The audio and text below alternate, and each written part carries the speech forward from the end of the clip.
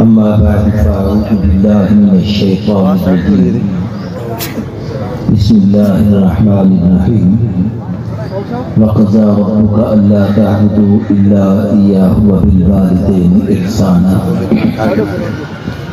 قال النبي صلى الله عليه وسلم رضى الرب في رضا الوالد وسخط الرب في سخط الوالد وقال رسول الله صلى الله عليه وسلم إن أوسط أبواب الجنة أبوك أو كما قال رسول الله صلى الله عليه وسلم اللهم صل على سيدنا ومولانا محمد وعلى آل سيدنا ومولانا محمد وبارك وسلم عليه.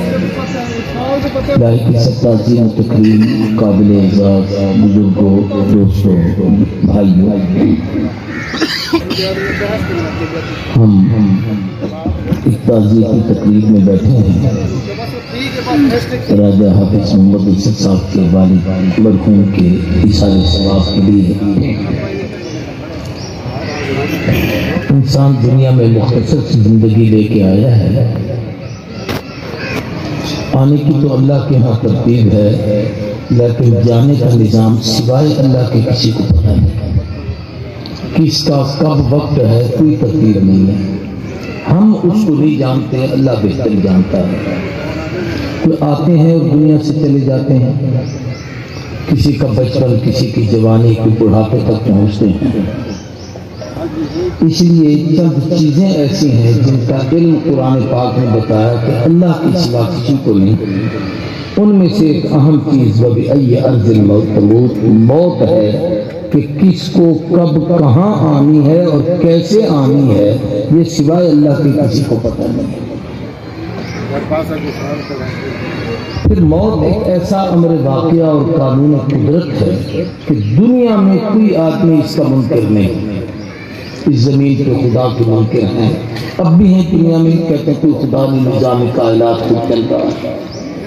نبی کے منکر ہیں، حضور اکرم صلی اللہ علیہ وسلم کی شفاعت کے، رسالت کے، ختم نبوت کے، کمالات نبوت کے. قرآن پاک کے منکر ہیں، انبیاء کے منکر ہیں، فرشتوں کے منکر ہیں، جنت کے منکر ہیں، ہر چیز کا منکر ہے. لیکن دنیا میں موت کا منکر کوئی نہیں ہے. حتیٰ کہ ایسا پاگل آدمی جس کو اپنے لباس کا بھی شعور نہ ہو، ننگا پھرتا ہو، کھانے پینے کی اسے تمیز نہ ہو، وہ بھی اگر کہیں روڈ پر جا رہا ہے، پیچھے گاڑی نے آ کر ہارن بجایا ہے تو وہ راستہ چھوڑ دیتا ہے. اسے یقین ہے کہ میں یہاں چلتا رہا تو موت کا شکار ہو جاؤں. موت کو وہ بھی سمجھتا ہے. اس موت کے بعد ایک بڑی زندگی ہے جو مسلمان اس کو مانتا ہے، غیر مسلم نہیں مانتا.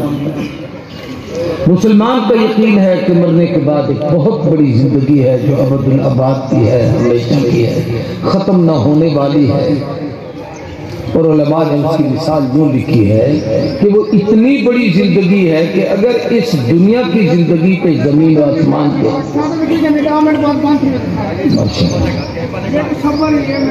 زمین و آسمان کے خلا کو اگر رائی کے دانوں سے بھر دیا جائے اور کوئی پرندہ ایک متعین کیا جائے جو 1000 سال کے بعد ایک دانہ اٹھائے اور کسی اور جگہ رکھائے، تو یہ زمین و آسمان کا خلا جو رائی کے دانے سے بھرا ہوا ہے یہ تو ختم ہو جائے گا، لیکن آخرت کی زندگی ختم نہیں ہوگی. وہ اتنی بڑی زندگی ہے، لیکن اس زندگی کے لیے یہ زندگی اصل ہے کہ یہاں جو کرو گے وہاں وہی پاؤ گے.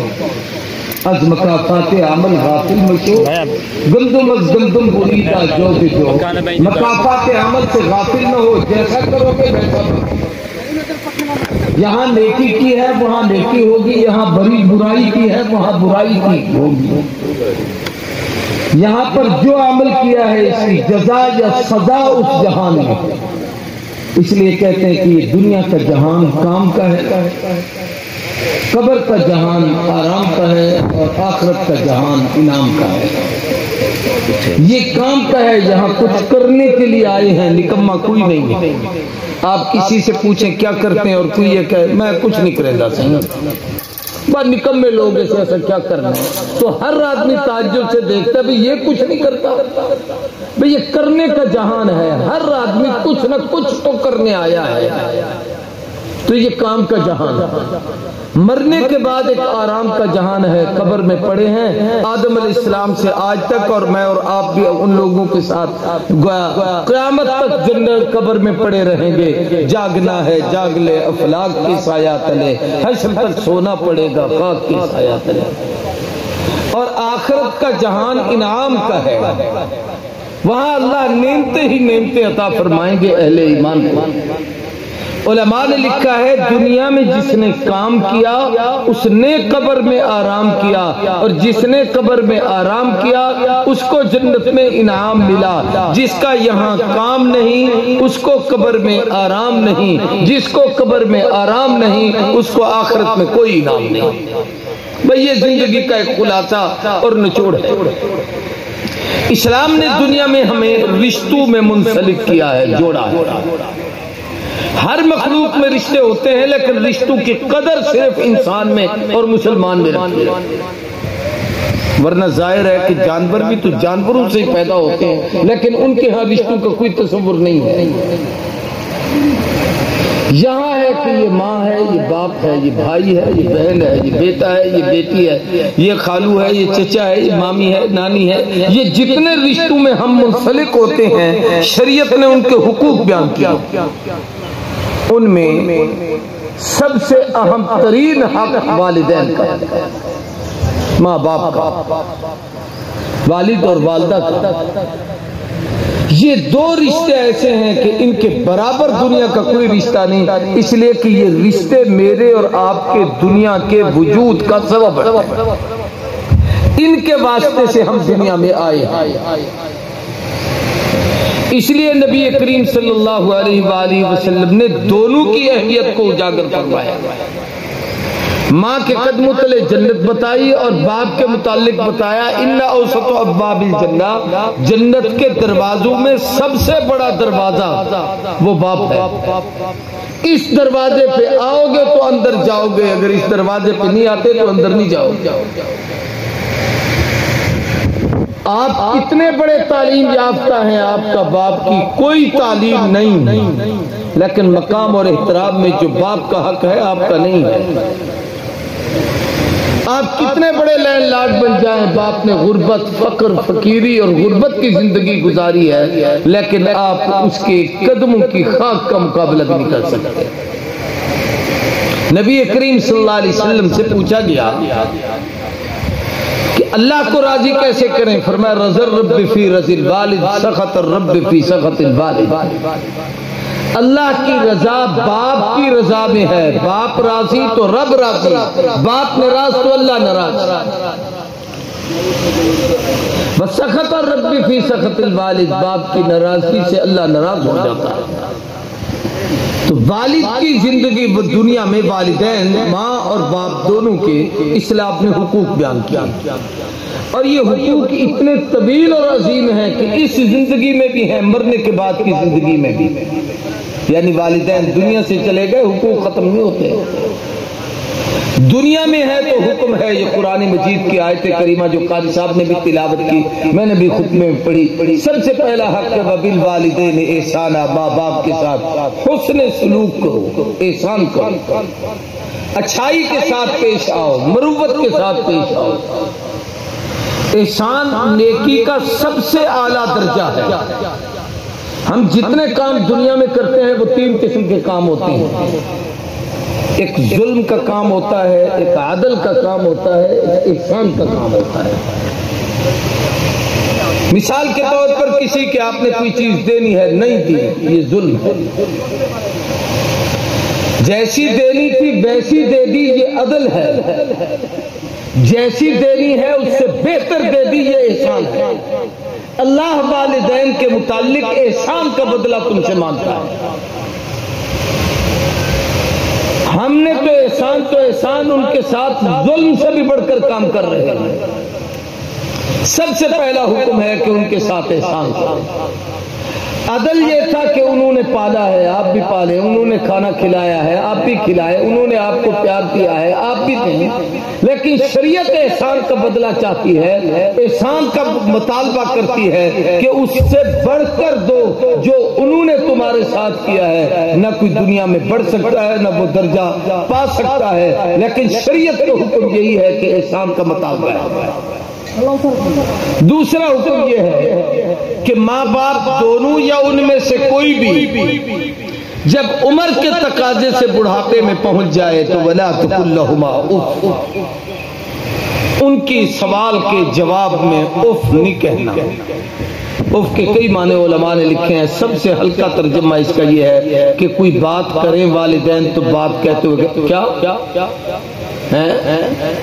یہ لفظ بھی اللہ گوارا نہیں کرتا ماں باپ کے متعلق۔ جی کہیں، ادب سے جھک کے بولیں، محبت کے ساتھ بات کریں۔ اللہ اف کہنے کو برداشت نہیں کرتے۔ ولا تقل لهما اف ولا تنهرهما، جھڑک کر بھی ان کو جواب نہ دو، یہ تو ویسے بہت بری بات۔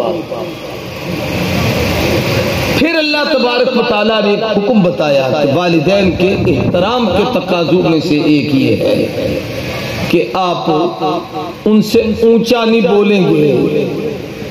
ان کے سامنے گفتگو کرتے ہوئے علماء نے لکھا ہے کہ فَخْفِضْ لَهُمَا جَنَاحَ الذُّلِّ مِنَ الرَّحْمَةِ، اپنے رحمت کے بازو جھکا دو۔ اس کی تشریح میں علماء نے لکھا ہے بعض لوگوں کی عادت ہوتی ہے ماں باپ سے بات کرتے ہوئے یوں کہ میں نے تمہیں کہا، تسی میری گل نہیں سمجھی، میں جو سویر دا بول رہا ہوں آپ دیکھیں تو صحیح۔ فرمایا ماں باپ کے سامنے اولاد کو ہاتھ اوپر کرنے کی اجازت نہیں، ورنہ اس کے سارے اعمال گر جائیں گے۔ یہ اللہ نے ان کو حکم دیا۔ پھر یہ حکم دیا کہ خیال کرنا، ان کی ضرورتوں کو پورا کرنا۔ انہوں نے ہماری ضرورتیں کیسی پوری کی؟ آپ میں سے ہر آدمی جانتا ہے، میں یہاں جتنے بیٹھے ہیں میرے دائیں بائیں، میری زندگی بھی آپ کے اندر گزری، آپ کی زندگی ہمارے ساتھ گزری۔ میں جانتا ہوں کتنے چھوٹے چھوٹے بچے تھے، آج اللہ نے ان کو کتنی بڑی عزتیں عظمتیں دی ہیں۔ یہ ان کے ماں باپ کی محنتوں کا ثمرہ اور نتیجہ ہے۔ ان بوڑھوں نے ان پر سارا کچھ قربان کیا ہے۔ سوال یہ ہے کہ آج ہم ان کا کتنا حق ادا کرنا ہے۔ تو ان کی ضروریات کو پورا کرنا، ان کو سکون اور راحت پہنچانا، اس لیے زندگی میں بھی والدین کے رشتہ داروں کے ساتھ حسن سلوک، مرنے کے بعد بھی ان کے ساتھ حسن سلوک کرنا ضروری ہے۔ ایسے ہی جب والدین دنیا سے رخصت ہوتے ہیں تو پھر شریعت نے ان کے کچھ حقوق ہمارے ذمہ لگائے۔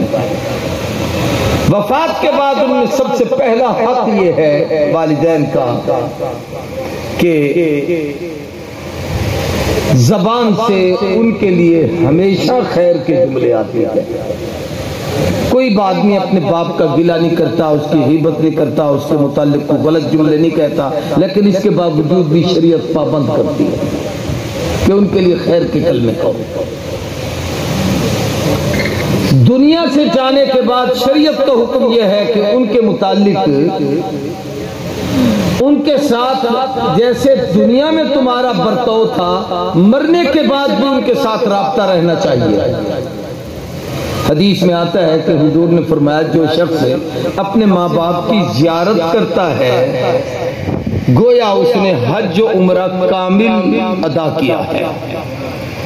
ایک صحابی کہنے لگے اللہ کے نبی میں دن میں 100 مرتبہ جا کے والد کو یوں دیکھ کے آ جاؤں، والدہ کو دیکھ کے آ جاؤں، پھر جاؤں، پھر آؤں، پھر جاؤں، آؤں، پھر 100 عمرے کا اجر ملے گا؟ فرمایا اللہ کے خزانے میں کون سی کمی ہے؟ یہ چہرہ ہی ایسا ہے، النظر الی الوالدین عبادت والنظر الی الکعبۃ عبادت، جیسے کعبے کو دیکھنا عبادت ہے ایسے ماں باپ کے چہرے کو دیکھنا بھی عبادت ہے۔ یہ اتنی بڑی عظمت اور عبادت۔ اب آپ اس کو دیکھنے سے تو رہے کہ دنیا سے چلے گئے، اب اس کے دیکھنے کا طریقہ علماء نے لکھا ہے کہ ان کی قبر کی زیارت۔ قبرستان میں جانا، والدین کی قبر پر کھڑے ہونا، اس پہ فاتحہ پڑھنا، ان کے لیے دعائے مغفرت کرنا، ان کے لیے ایصال ثواب کرنا، یہ اولاد کے ذمے ہے، والدین کا حق ہے۔ اگر کوئی شخص اس حق کو ادا نہیں کرتا، دفن کرنے کے بعد پتہ ہی نہیں ابے کی قبر کہاں پر ہے، کبھی گئے ہی نہیں۔ کل پرسوں کی بات ہے، ایک آدمی میرے پاس آیا کہ میں نے اپنے والد کو خواب میں اسی حالت میں دیکھا۔ میں نے اسے کہا کہ تمہیں اپنے باپ کی قبر پہ جاتے ہوئے کتنا عرصہ ہو گیا؟ اس نے کہا سال پہلے گیا تھا۔ میں نے کہا وہ بلا رہے ہیں آپ کو، آؤ قبر پہ جایا کرو فاتحہ پڑھنے کے لیے۔ حدیث میں آتا ہے کہ جب آدمی فوت ہو جاتا ہے تو قبر کی مختلف کیفیات ہیں، ان میں سے ایک یہ ہے کہ وہ گہرے سمندر میں چلا جاتا ہے۔ وہ اس کا متلاشی ہوتا ہے کہ کوئی مجھے پڑھ کر بھیجے، کوئی میرے لیے دعا کرے، کوئی اللہ کے حضور میرے لیے کچھ مانگے۔ اور چونکہ وہاں جانے کے بعد آدمی عمل نہیں کر سکتا، یہاں کا عمل صدقہ جاریہ پہنچ سکتا ہے۔ تو جب کوئی پڑھ کر ان کے لیے ایصال ثواب کرتا ہے، مغفرت کی دعا کرتا ہے، ان کو ثواب بخشتا ہے، ان کے لیے ہاتھ اٹھاتا ہے، تو اللہ تبارک و تعالی یہ ثواب جب اس کو پہنچاتے ہیں تو وہ اس گہرے سمندر سے باہر نکلتا ہے اور جسم پہ اس پہ ایسے کپ کپی ہوتی ہے جیسے کسی کو پانی سے نکالا جائے اور وہ سردی کے موسم میں تھرا رہا ہوتا ہے، تو اس کو سکون ملتا ہے۔ اور پھر فرشتے اسے بتاتے ہیں یہ فلاں نے نیکی تمہیں بھیجی ہے جس کی وجہ سے آج تمہیں یہ اجر مل رہا ہے۔ فرمایا وہ اس کے لیے اس حالت میں پھر دعا کرتا ہے۔ یہ والدین کی دعائیں ہیں جو مرنے کے بعد بھی اس آدمی کو پہنچ رہی ہوتی ہیں۔ ان حقوق میں سے جو وفات کے بعد والدین کے ہیں، حدیث میں آتا ہے ہر جمعۃ المبارک کو والد اور والدہ کی قبر پر جاؤ، پچھلے جمعہ سے اس جمعہ تک جتنی لغزشیں، کمزوریاں، کوتاہیاں ہوئی ہیں اللہ ماں باپ کی قبر دیکھنے کی وجہ سے معاف فرما دیتا ہے۔ یہ کتنی بڑی عبادت ہے۔ دن میں زندگی میں چہرہ دیکھتے تھے، مرنے کے بعد قبر کا چہرہ دیکھتے ہو تو اللہ گناہ معاف فرما دیتا ہے۔ اسی طریقے سے والدین کے جو رشتہ دار ہیں ان کے ساتھ حسن سلوک کرنا۔ والد کے جو بھی عزیز چچا ہے، حدیث میں آتا ہے باپ کی حیثیت رکھتا ہے۔ بڑا بھائی چھوٹے بھائیوں کے لیے والد کی حیثیت رکھتا ہے۔ والدہ ہے اس کی بہن جس کو آپ خالہ کہتے ہیں، حضور نے فرمایا ماں کی حیثیت رکھتی ہے۔ نبی کریم صلی اللہ علیہ وسلم کی چچی تھی حضرت فاطمہ بنت اسد، سیدنا علی رضی اللہ تعالیٰ عنہ کی یہ والدہ تھی۔ ان کا جب انتقال ہوا تو حضور ان کی قبر پر تشریف لے گئے۔ قبر مبارک بنائی گئی تو حضور اس قبر میں نیچے اترے، اس قبر میں حضور سو گئے اور آپ کچھ پڑھتے رہے اور یہ جملے کہتے رہے کہ اللہ میری اماں تو دنیا سے رخصت ہو گئی تھی، ماں کے بعد اس خاتون نے مجھے ماں کا پیار عطا کیا ہے، اے اللہ اس کی قبر کو جنت کا باغ بنا دیا۔ صحابہ جو اوپر کھڑے تھے کہنے لگے سیدہ کو جب اتارا گیا قبر میں ہم یوں سوچ رہے تھے کاش آج اس کی جگہ ہم قبر کے اندر جاتے، یہ کتنی خوش نصیب خاتون ہے جس کی قبر میں حضور نے سو کر اس کے لیے دعا مانگی۔ آپ کو دے کے جا رہا ہوں، یہ میری امانت ہے، میں محنت کرتا ہوں، کماتا ہوں، تو یہ آپ میری امانت سنبھال کے رکھیں، ضرورت بھی گھر میں پڑ جاتی ہے، وہ سفر پہ چلا گیا۔ آج کل بھی ہمارے لوگ سفر پہ جاتے ہیں تو کئی سال باہر کے ملکوں میں رہتے ہیں، واپس نہیں آتے۔ اس زمانے میں تو ویسے ہی پیدل کے سفر ہوتے تھے۔ کچھ عرصے کے بعد جب وہ واپس آیا تو والد ضعیف، نحیف، کمزور اور بوڑھے تھے۔ اس نے آ کے والد کو کہا میں پیسے دے گیا تھا، وہ پیسے واپس کرو۔ تو باپ نے کہا بیٹے وہ میں تو بیمار ہو گیا تھا، مجھے شدید تکلیف ہو گئی تھی، میں بہت پریشان تھا، میرے پاس اور کچھ تھا نہیں، میں نے وہی پیسے اپنے علاج معالجے پہ خرچ کر دیے۔ نوجوان کہنے لگا میں محنت کرتا ہوں، مزدوری کرتا ہوں، کما کے لاتا ہوں، آپ پھر اپنے آپ پر خرچ کیے جا رہے ہیں، آپ کو یہ خیال نہیں ہے کہ میں کتنی محنت کر کے لے آیا ہوں۔ یہ کہہ کر اس نوجوان نے کہا میں اللہ کے نبی کے حضور آپ کی شکایت کرتا ہوں۔ یہ حضور کی زندگی کے جتنے واقعات ہیں در حقیقت ہمارے لیے سبق ہیں، یہ ان کی کوتاہیاں نہیں، ہمیں سبق سکھانے کے لیے واقعات ہیں۔ وہ شخص اٹھ کے حضور کی خدمت میں چلا گیا شکایت کرنے کے لیے. یہ بوڑھا رونا شروع ہو گیا. اٹھا, اس نے وضو کیا, مصلی بچھایا, 2 رکعت نماز نفل پڑھ کے کہا, اللہ میرا بیٹا تیرے نبی کی خدمت میں میری شکایت کرنے گیا ہے, اگر تیرے نبی نے میرے خلاف فیصلہ کر دیا تو میں اس بڑھاپے میں اس کو رقم کہاں سے ادا کروں گا. اس لیے اللہ میں تیری دربار میں درخواست کرتا ہوں کہ اپنے نبی سے میرے حق میں فیصلہ کروا دے. یہ دعا مانگ کے یہ آدمی بھی اٹھ کر اپنے والد کے پاس چلا گیا. وہاں چلا گیا جہاں حضور صلی اللہ علیہ وسلم تھے, یہ بھی وہاں پہنچا. یہ بوڑھا آدمی بھی وہیں چلا گیا. یہ جا کے بیٹھا تو حضور نے فرمایا کہ تیرا بیٹا تو میرے پاس آیا تھا, تو کہاں گیا تھا؟ اس نے کہا جی یہ ہائی کورٹ میں آیا تھا تو میں سپریم کورٹ میں چلا گیا, کیونکہ عدالتوں کے فیصلے تو ویسے آ بھی آتے ہیں, تو جی میں وہاں پر چلا گیا تھا. تو نبی کریم صلی اللہ علیہ وسلم نے اس صحابی کا ہاتھ پکڑا, یوں پکڑ کے اس نوجوان کا ہاتھ پکڑ کے اس کے باپ کے ہاتھ میں دے کے فرمایا, انتا و مالکا لابیکا, تیری اپنی کوئی چیز نہیں, تو بھی تیری ساری جائیداد بھی تیرے باپ کا حق ہے. باپ چاہے تیری جائیداد ساری تجھ سے لے لے, چاہے تیرے مال سارا اپنے قبضے میں لے لے, چاہے تجھے فروخت کر کے بازار میں کھڑا کر کے بیچ کے اس پیسے کو اپنی جان پر خرچ کر لے, باپ کو حق کرا. تو باپ سے مطالبہ کرتا ہے کہ میری چیز مجھے واپس کرو. تو میرے پیارے بھائیوں, یہ والدین کا ایک مقام ہے. ایک تو یہ ہے کہ وفات کے بعد ان کے قرض اتارو. معذرت کے ساتھ ہمارے ہاں یہ تقریبات دوسرے تیسرے دن ہم لوگ کرتے ہیں. یہ مجھے پتا ہے کہ ان کی کم عمر بچے نہیں تھے, جوانی بچے تھے سارے, اور سارے اپنے اپنے کاروبار میں ہیں. کوئی آدمی ان کے ایصال ثواب کے لیے جو چاہے کرے, لیکن اگر اس کے چھوٹے بچے ہیں تو اس طرز سے خیرات کر کے اس کے مال میں سے کی ہوئی خیرات کسی کو کھانے کی اجازت نہیں, اس لیے کہ یتیم بچوں کا اس میں حق ہے. ڈاکٹر عبداللہ عارفی لاہور میں ایک اللہ والے گزرے, کراچی میں بڑے عالم, ان کی کئی کتابیں. بیمار تھے, ایک بزرگ کی وفات کے بعد وہاں تعزیت پہ آئے, تکلیف ہوگی تو وہ ایک معجون ایک آدمی ان کا مرید لے آیا کہ جی یہ ابا جی کا معجون تھا, اس کو چاٹ لیں, اس بیماری کے لیے مفید ہے جو آپ کو. انہوں نے ہاتھ میں لیا, انگلی کو بھی لگایا, پھر خیال آیا یوں کر کے اسے واپس کر دیا. انہوں نے کہا جی چاٹ لیں. فرمایا نہیں, زندگی میں تیرا باپ مالک تھا, مرنے کے بعد تو یہ سارا معجون سارے وارثوں کا ہے, سب سے تم نے پوچھا ہے کہ مجھے دے رہے ہو؟ جی میں نے لا کے دیا تھا. بھئی تو نے لا کے والد کی ملکیت کر دیا تھا نا, اب تیری ملکیت بھی نہیں, اب تیرے باپ کی ملکیت بھی نہیں, اب اس کے اندر سارے ورثہ حقدار. تو ایک تو ہمیں ان حقوق کا خیال کرنا چاہیے. بیٹیوں کا حق, بیٹوں کا حق, بیوی کا حق, جس کا جو حق ہے وہ شریعت نے متعین کیا ہے, حقوق کو ادا کیا. نہیں کریں گے تو یہ آپ کے صدقے خیرات یہ سب کچھ منہ پہ مار دیا جائے گا. دوسری چیز یہ ہے کہ وراثت کو شریعت کے مطابق تقسیم کیا.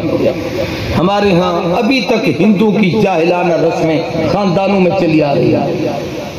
اور جی بیٹی کو دینے کی کیا ضرورت ہے, اس کو تو جہیز دے دیا تھا, اس کے لیے تو ہم نے فلاں چیزیں خریدی تھی, تو بیٹے نے کیا نہیں لیا آپ سے؟ وہ بھی تو ساری جائیداد کا وارث بنا بیٹھا ہے, سب کچھ اس کے اختیار میں ہے. اس لیے جو شریعت نے تقسیم کی ہے اس کے اندر آپ کوئی مداخلت نہیں کر سکتے. حتیٰ کہ ماں باپ زندگی میں کسی بچے کو عاق کر دیں کسی غصے کی وجہ سے, والدین کو یہ حق بھی نہیں ہے, شریعت نے اسے وراثت میں حصہ دیا ہے, کوئی آدمی اس کو وراثت سے محروم نہیں کر سکتا. نہ قانون محروم کر سکتا ہے, نہ دنیا محروم کر سکتی ہے, نہ باپ محروم کر سکتا ہے. تو وراثت کو صحیح طریقے. اسی طریقے سے والدین کے ذمے اگر کوئی قرض ہے تو اس کو ادا کرو, اور اگر کوئی اللہ کا فرض رہ گیا ہے, مثال کے طور پر رانا صاحب یوں تو اچانک بیمار ہوئے کچھ دن, لیکن اگر زندگی میں ان کی نمازیں رہ گئی راجہ صاحب کی, تو اب یہ بیٹوں کے ذمے ہے کہ اس بیماری کی نمازیں گنیں.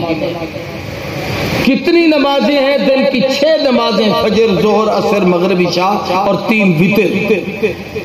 6 نمازوں کے 6 دونی 12 کلو گندم یومیہ کے حساب سے ان دنوں کو شمار کر کے اس کی طرف سے یہ فدیہ نمازوں کو دینا، یہ میں کہتا ہوں 100 دیگ خرچ کر کے یہ جتنے لوگ بیٹھے ان کو کھلانے سے وہ افضل ہے کہ وہ آپ اللہ کا فرض ادا کر رہے ہیں۔ یہ جن کے پیٹ میں جا رہے ہیں ان میں سے کوئی آدمی مستحق نہیں بیٹھا،